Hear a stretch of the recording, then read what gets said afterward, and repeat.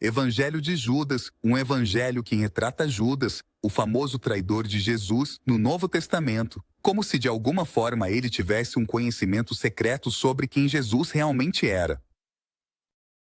Imagine se deparar com um livro que poderia reescrever a história do cristianismo como a conhecemos. Um livro tão poderoso que ameaça toda a história da morte e ressurreição de Jesus Cristo. E reivindica um dos vilões mais desprezados da história. Este é o Evangelho de Judas, o texto antigo que pinta uma nova perspectiva da história da traição e transforma Judas em um herói em vez de um vilão. Judas realmente vendeu Jesus? Ou sua história foi mal interpretada durante séculos?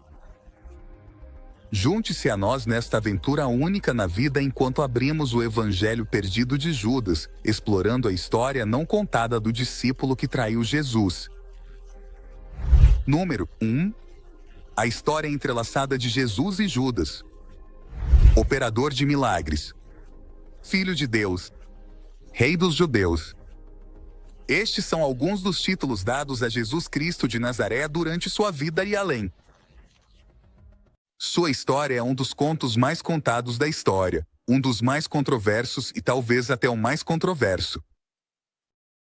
Embora sua vida tenha sido marcada por milagres, ensinamentos comoventes e profecias ousadas que ainda hoje ressoam em milhões de pessoas em todo o mundo, sua morte é possivelmente uma das execuções mais comentadas desde o início da humanidade. Mas é impossível discutir os relatos da morte de Jesus sem apresentar um dos personagens centrais dessa história histórica, Judas Iscariotes.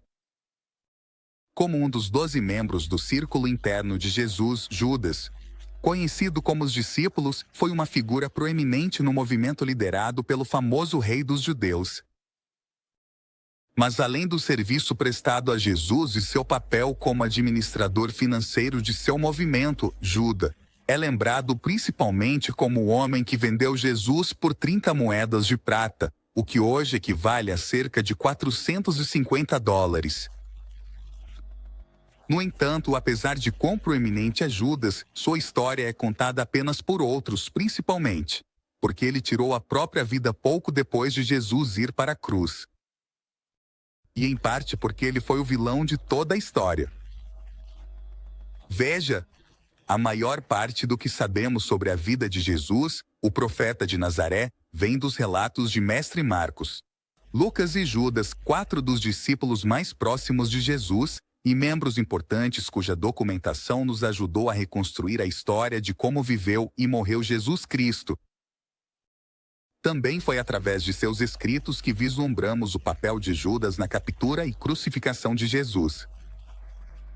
Mas, embora essa narrativa sobre o discípulo que se vendeu tenha permanecido inquestionável durante anos, o início do século XXI marcou o começo de novas revelações que descreveram uma história completamente diferente. Uma trama onde Judas não era um vilão, mas um herói. Número 2. O Evangelho. Judas há quase 1700 anos. Um autor desconhecido documentou um estranho escrito que desafiava as ideologias e crenças do cristianismo. Foi na década de 1970, quando os arqueólogos se depararam pela primeira vez com este códice de papiro encadernado em couro, enquanto exploravam uma caverna no deserto perto de Omínia, Egito. Graças ao clima único do Egito, o manuscrito foi encontrado em condições relativamente boas, embora estivesse lá por toda uma vida. Este livro, que os arqueólogos acreditam ter sido originalmente escrito em grego antigo, foi traduzido para a língua copta por volta do ano 300 depois de Cristo. E conta uma história completamente diferente sobre Jesus, os outros discípulos e o próprio Judas. Nesta versão dos acontecimentos, Judas não é retratado como discípulo traidor, mas como seguidor favorito de Jesus, que foi persuadido pelo próprio Jesus a ajudá-lo a se livrar de seu corpo terreno limitado. Assim que o manuscrito foi descoberto, começou uma jornada longa e complicada, passando de um comerciante de antiguidades para outro e viajando do Egito para a Europa. antes de finalmente pousar nos Estados Unidos. As antiguidades de alto valor frequentemente atraem preços elevados, e o proprietário final não estava disposto a se desfazer do manuscrito sem receber alguns milhões de dólares em troca. Os estudiosos cristãos tentaram adquirir esta peça da história bíblica, mas o preço era muito alto, então o manuscrito ficou languindo em um cofre de segurança localizado em Long Island, Nova York, durante 16 anos. Mas tudo isso mudou no ano 2000, quando uma antiquária de Zurique chamada Frieda nos Burger Shacks o adquiriu e finalmente o liberou do cofre. Infelizmente, o clima de Nova York não era tão adequado quanto o da caverna egípcia, onde o manuscrito foi conservado por mais de 1000 anos. E quando recuperaram do cofre de segurança, as gravuras haviam desbotado seriamente. Muitas linhas e seções foram perdidas e a qualidade geral do manuscrito foi reduzida significativamente. Após várias tentativas fracassadas de vender o manuscrito para obter lucro, Marcos decidiu entregá-lo à Fundação Mecenas de Arte Antiga, localizada em Basileia, Suíça, iniciando assim o longo e árduo processo de tradução. Para acessar os relatos secretos encerrados neste antigo texto, Rodolfo Kasser, um dos principais estudiosos coptas do mundo, foi chamado. Ele identificou que, junto com o Evangelho de Judas, também havia um texto intitulado O Primeiro Apocalipse de Santiago, assim como uma carta separada de pai para Felipe, e até mesmo um fragmento de um quarto texto que os estudiosos agora chamam de o Livro das Eulogênias. Quanto ao Evangelho de Judas, seu único manuscrito sobrevivente foi apresentado pela National Geographic em 6 de abril de 2006 e atualmente está no Museu Copta do Cairo. Antes dessa descoberta, a única vez que um evangelho pertencente a Judas foi mencionado em um contexto histórico foi no ano 180 d.C., quando um homem chamado Irineu, bispo de Lyon, na França, escreveu sobre um rolo herético. Em seu primeiro livro Contra as Heresias, o antigo teólogo e apologista cristão descreveu este material particular que aparentemente circulava entre as pessoas naquela época. E Judas, o traidor, dizem, havia chegado a um conhecimento profundo dessas coisas, e só ele, conhecendo a verdade sobre todos os outros, cumpriu o mistério da traição. Por ele todas as coisas, tanto terrenas quanto celestiais, foram dissolvidas, como dizem, e apresentam uma obra composta para esse fim que chamam de Evangelho de Judas. Depois descreve o escrito como uma história fictícia e heresias blasfemas. E embora seja bastante impossível determinar se o comentário de Irineu estava direcionado a este mesmo pergaminho que temos em nosso poder, sua descrição poderia estar muito próxima da verdade. Também vale a pena notar que este evangelho não foi escrito pelo próprio Judas Iscariotes, já que apareceu uma geração inteira após sua morte. Quanto à verdadeira identidade do escritor, continua sendo um mistério não resolvido. Depois que a National Geographic revelou este pergaminho ao público em 2006, o tema do Evangelho de Judas tornou-se um enigma amplamente debatido devido ao seu potencial para alterar a narrativa estabelecida sobre a morte e ressurreição de Jesus e sua tentativa intencional de exonerar Judas da traição. Número 3. Os partidários de Judas. Muitos o descreveram como um evangelho agnóstico, com ideias que se encontram no polo oposto ao evangelho original. E ao estudar a narrativa difundida pelos partidários de Judas, não é difícil ver por quê. Como ao desconhecido, o Evangelho de Judas começa com um lema que indica que este foi o relato secreto da revelação, que Jesus falou em conversa com Judas Iscariotes durante uma semana, 3 dias antes de celebrar a Páscoa. Seguindo os relatos do Evangelho original e os relatos históricos estabelecidos, a crucificação de Jesus ocorreu algumas horas antes desta importante festividade judaica. Então, isso significa que essas conversas ocorreram nos dias anteriores à sua morte. No entanto, contradiz o tipo de interação que Jesus realmente teve com os discípulos, segundo os outros evangelhos. Em sentido amplo, este evangelho se divide em várias seções. A primeira mostra a interação de Jesus com os discípulos e a seleção de Judas como o mais piedoso e conhecedor dos discípulos que realizaria a tarefa mais importante de enviar Jesus à cruz.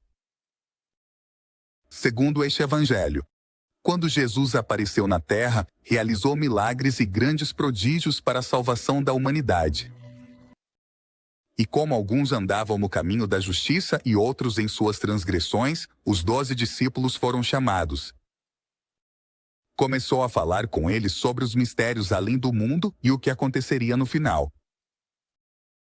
Essas primeiras linhas parecem estar alinhadas com a narrativa dos outros evangelhos, mas no parágrafo seguinte, este evangelho aprofunda-se em uma estranha interação entre Jesus e seus discípulos, onde os encontra orando.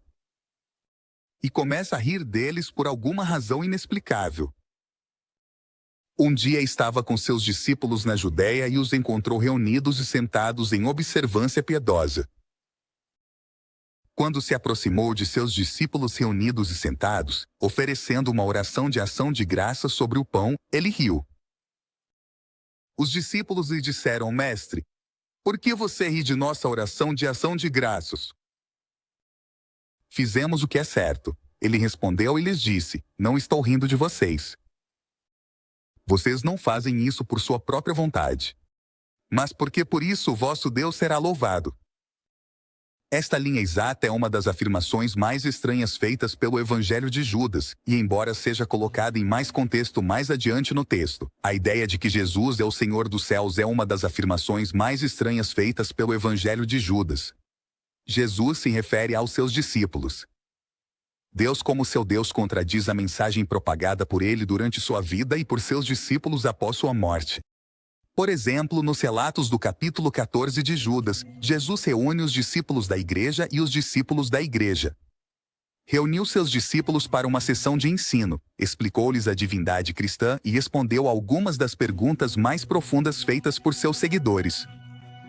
Quando um discípulo chamado Tomé pediu que ele mostrasse o caminho para Deus, ele respondeu dizendo: Eu sou o caminho, a verdade e a vida.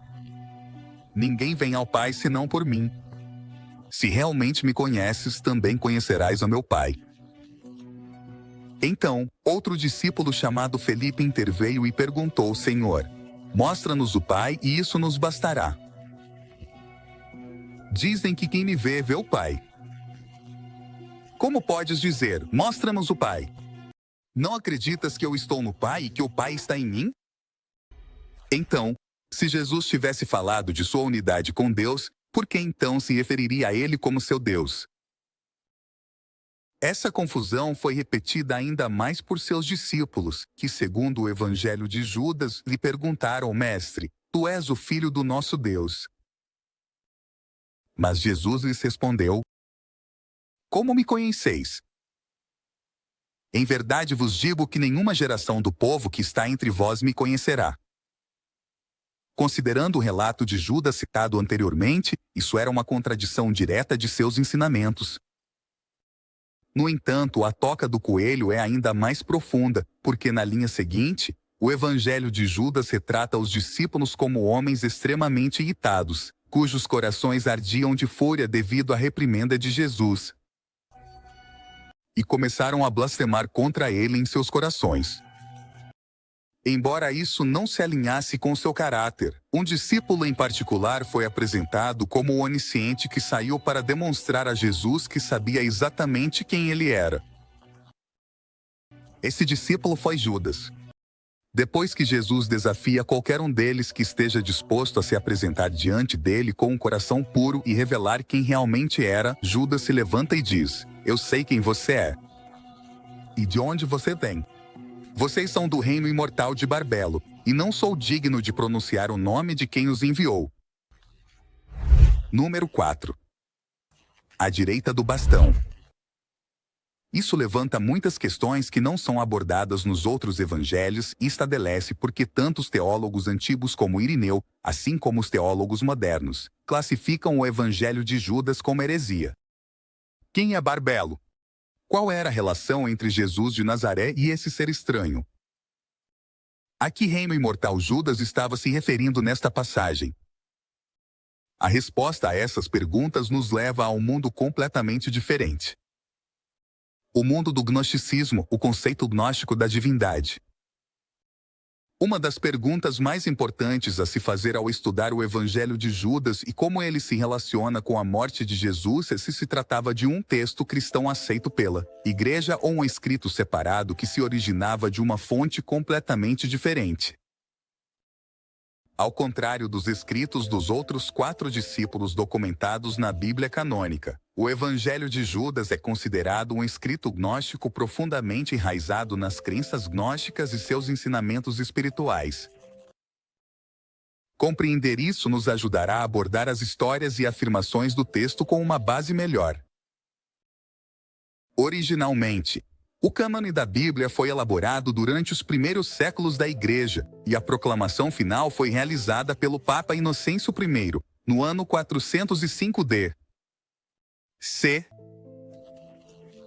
Antes dessa época circularam vários outros evangelhos que afirmavam ter sido inspirados, assim como os escritos do apóstolo, com ideias que demonstravam quão vasta e complexa era a fé cristã naquele momento. Foi durante essa época que o Evangelho de Judas surgiu, do que poderia ser descrito como um ramo do cristianismo, conhecido como cristãos gnósticos. A história registrou muito pouco sobre essa religião, por isso existe um mal-entendido comum de que era uma forma rival do cristianismo primitivo. No entanto, segundo muitas fontes, era uma religião completamente distinta, que na verdade era anterior ao cristianismo em algum tempo. Embora seja possível que não fossem considerados hereges naquela época, muitos teólogos acreditam que na verdade não eram cristãos. Veja, o gnosticismo na verdade se originou a partir de um culto iraniano, mas com o tempo começaram a adotar a filosofia grega e os ensinamentos de Platão. Assim como outras religiões como o judaísmo e cultos misteriosos que surgiram após a vinda de Jesus. No entanto, é essencial destacar que a religião não foi chamada de gnosticismo até o surgimento do cristianismo, apesar de suas ideologias terem se propagado por muitos anos antes do nascimento de Jesus. Então, qual é a diferença entre o gnosticismo e o cristianismo? Essa resposta também é muito ampla e inesgotável. Mas, para o bem deste vídeo, um elemento-chave que exploraremos é a crença dualista ou a existência de múltiplos deuses. A Bíblia é clara neste tema de um Deus singular, como em 1 Coríntios 8:6, onde diz: "Mas para nós há um só Deus, Pedro, de quem são todas as coisas e para quem existimos. E um só Senhor, Jesus Cristo." No entanto, as crenças gnósticas diferem muito dessa narrativa. Para dizer nos termos mais simples possíveis, tudo o que foi criado se originou a partir de um ser supremo conhecido como Monadion Telius, ou Baitos, entre muitos outros nomes. Este Deus perfeito é considerado como a fonte elevada do pleroma, a região de luz onde existe a plenitude da divindade, e através de um processo chamado emanação, dele surgiram várias entidades e reinos divinos. Ao contrário do Ser Supremo, muitas dessas divindades ou iões tinham defeitos, e foi através de suas atividades que o mundo material e a humanidade foram criados. Barbelo, como mencionado por Judas no escrito, é o nome dado ao primeiro éon que emanou de Monada e o principal habitante do pleroma, ou simplesmente céu, também conhecido como Sofia. Barbelo é uma entidade feminina que tem uma semelhança surpreendente com a representação cristã do Espírito Santo e acredita-se que criou o nosso universo e os anjos. Também aparece no livro secreto de Judas, outro texto gnóstico rejeitado pela Igreja, onde é retratada como a mãe do cristianismo, que encarnou a gravidez da Virgem Maria para dar à luz a Jesus, o Filho de Deus. Então, a Trindade gnóstica soa algo como Deus Pedro ou Monada Barbelo, a quem se adora como sua esposa e a Jesus como seu filho. Soa familiar, não é? A grande pergunta, no entanto, era como Judas possuía essa forma de conhecimento que os outros discípulos desconheciam. Lembre-se de como Pedro foi elogiado por Jesus por identificá-lo como filho do Deus vivo em Mateus, capítulo 16, dos versículos 16 a 20. Bem, esse papel foi invertido no manuscrito de Judas, com ele tomando o lugar de Pedro. O que tudo isso significa é que Jesus essencialmente estava rindo dos discípulos por orarem a um Deus falso, que era um dos éons imperfeitos e malignos que emanavam da monada, e que Judas era o único que conhecia o único Deus verdadeiro. Imediatamente, após identificar que Jesus era do reino de Barbelo, Judas foi separado. E assim começou uma das conversas mais importantes de sua vida. Uma conversa sobre como Jesus queria que Judas o traísse. Número 5. A revelação chocante de Judas. Sobre a morte de Jesus acaba de ser revelada em documentos antigos. E pode mudar tudo o que sabemos e acreditamos sobre o cristianismo, a morte e a ressurreição, e a verdadeira razão pela qual Jesus veio a este mundo. Enquanto o mundo inteiro descreve Judas como um traidor que vendeu seu mestre por uma quantia miserável, este livro misterioso conta uma história completamente diferente, na qual o próprio Jesus incentiva o discípulo a entregá-lo rapidamente a seus inimigos.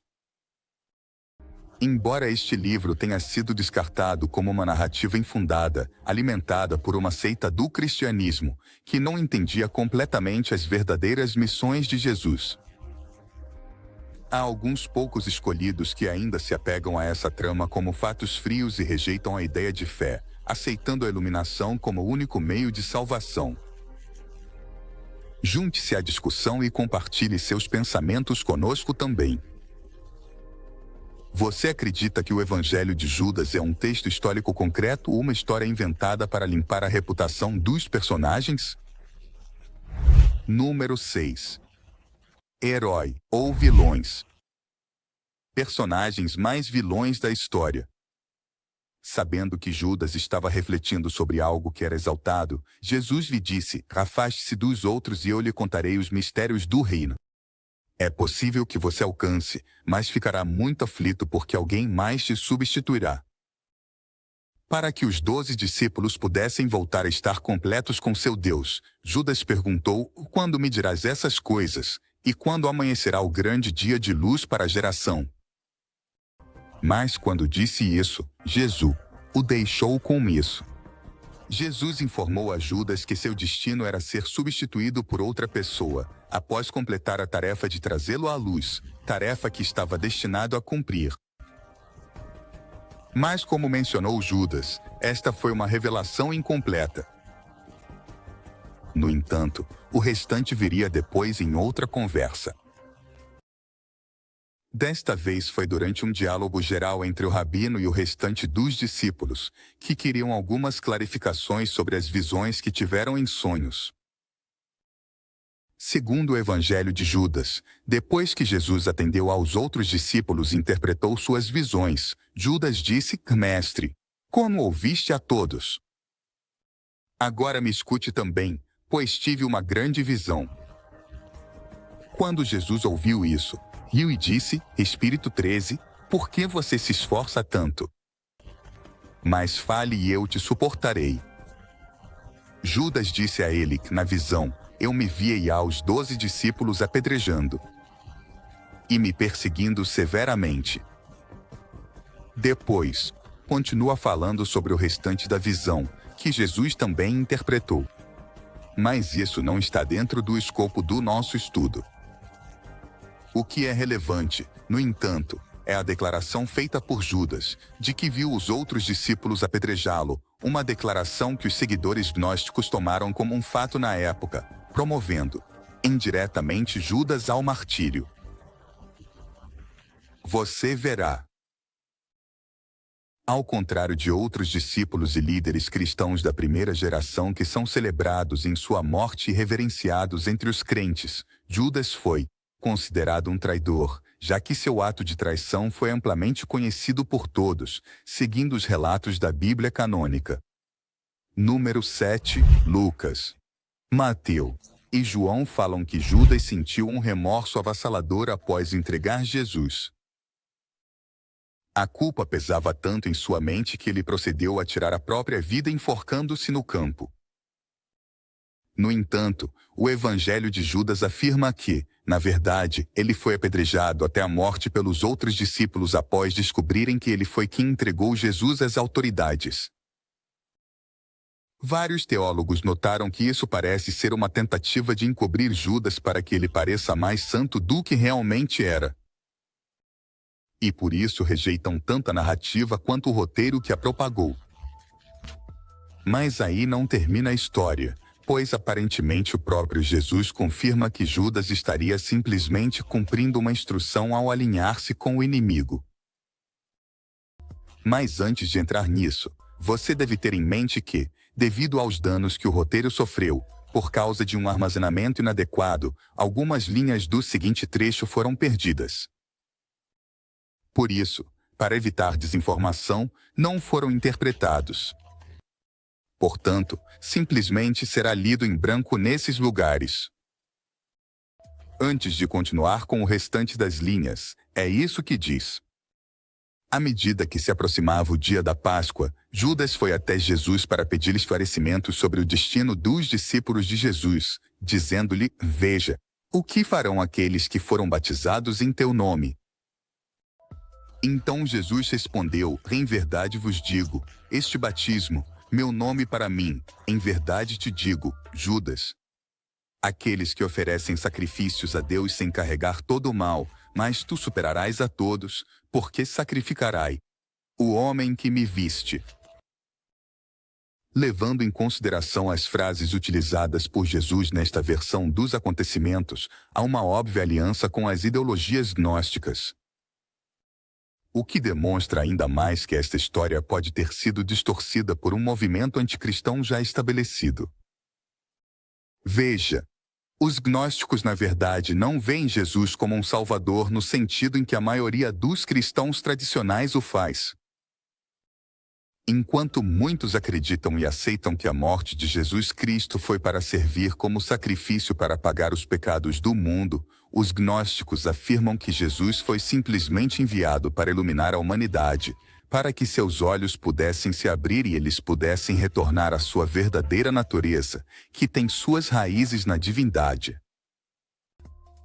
Em poucas palavras, os cristãos acreditam que a humanidade é inerentemente má e nasceu com a natureza do pecado, e só pode ser redimida através do sacrifício do sangue de Jesus. Número 8. O cristianismo gnóstico. Pregam que a verdadeira natureza do homem é inerentemente boa, que o espírito e o corpo existem em dualidade, que o espírito humano é perfeito, mas é obrigado a sofrer devido à natureza imperfeita do corpo. Dessa forma, o homem só pode ser salvo através do conhecimento, que o leva à compreensão de sua existência espiritual. E o único papel que Jesus desempenha é o da vida, é trazer esse conhecimento, proporcionando iluminação, que depois se traduz em salvação. Então, quando Jesus disse a Judas, sacrificar o homem que você viu, a ideia era que isso o ajudaria a se livrar de sua natureza física para que pudesse existir apenas em seu sentido espiritual. Isso também é verdade porque os gnósticos acreditam que as naturezas física e espiritual de Jesus Cristo existiram e operaram de forma independente enquanto ele esteve na Terra. E por isso sua morte foi simplesmente uma fuga mágica, mais do que um sacrifício. Então, segundo os gnósticos, a ação de Judas não foi traição. Em vez disso, Era sua maneira de ajudar o rabino a se traduzir de uma forma para outra. E aparentemente obteve o consentimento para fazer isso, procedendo com a permissão do próprio Jesus.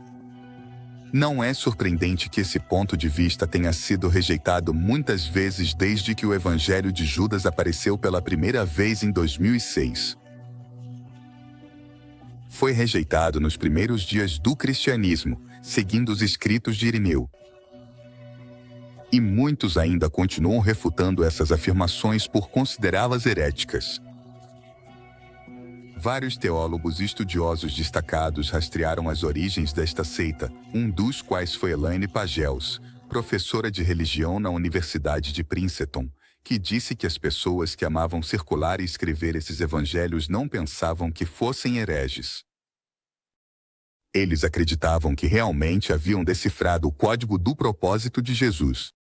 E com textos como o Evangelho de Judas, Tomé, Filipe e outros, sua mensagem se espalhou por toda parte. Mas a mensagem do Evangelho de Judas não se concentrou apenas em sua morte e ressurreição. Número 9. O livro. Também aprofundou na história da criação, o verdadeiro Deus do reino físico e sua própria versão de como surgiram Adão e Eva. Quem está sem casaco? Explorar o Evangelho de Judas pode gerar mais perguntas do que respostas. Especialmente com a introdução de certos personagens que não estavam incluídos na narrativa bíblica original. Um desses nomes destacados que faz várias aparições é Sócrates. Um bom exemplo de onde ele faz sua presença foi quando Jesus aprofundou na verdadeira história das criações, dizendo: Então Sócrates disse aos seus: Vamos criar um ser humano. A semelhança e imagem formaram Adão e sua esposa Eva, chamadas Zoe na nuvem. Por que com este nome todas as gerações buscam o homem e cada uma chama com esses nomes a mulher? Claro, a Bíblia canônica registra isso sob uma luz completamente diferente. De acordo com o livro de Gênesis. Então, como a divindade Sócrates entrou em cena? Pois bem, segundo as crenças gnósticas, Sócrates é um demiurgo responsável pela criação do universo conhecido. Também é conhecido como Yaldabaoth ou Samael ou o Deus Cego. E seu nome, Zaflas, se traduz diretamente como o tolo. Os gnósticos o identificam como o Deus do Antigo Testamento, retratado como ignorante, malicioso e completamente inferior ao Deus verdadeiro que enviou Jesus para salvar a humanidade do demiurgo. O Evangelho de Judas pinta o quadro de uma divindade defeituosa que manteve as pessoas presas em um mundo de horror e sofrimento antes da vinda de Jesus, e que toda a missão que Jesus veio cumprir era entregar liberdade através do conhecimento.